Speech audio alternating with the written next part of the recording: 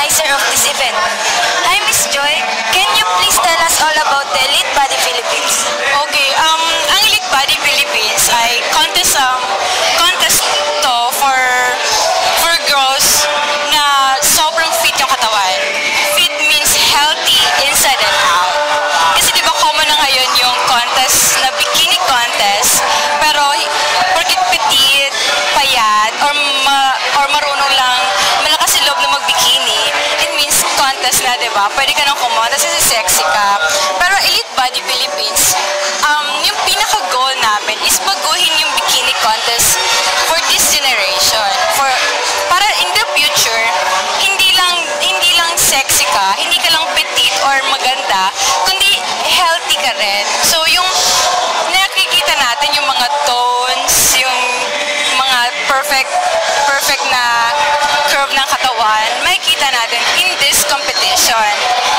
Diba, this year, ang purpose namin is makilala kami na yung bikini contest namin is hindi bikini contest na not like ng contest sa labas. So gusto namin maging makilala siya as bikini fitness contest. Ilan po ba yung mga models na nag-participate this year?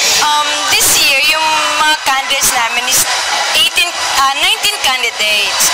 Kasi yung iba, syempre, kahit pa paano, nagiging choosy pa rin kami sa pagpili. Kasi hindi naman porkat maganda yung katawan mo or sexy ka, maganda ka or sexy, diba? Kailangan piliin ka agad. Okay. Since event has been successful year after year, what can we expect in next year's Elite Body Philippines? Naku, syempre, next year mas aabangan pa ninyo kasi next year mas big yung venue, mas maraming girls na magpa-participate, then much more yung sponsor, and for sure mas malaki yung mga prizes namin.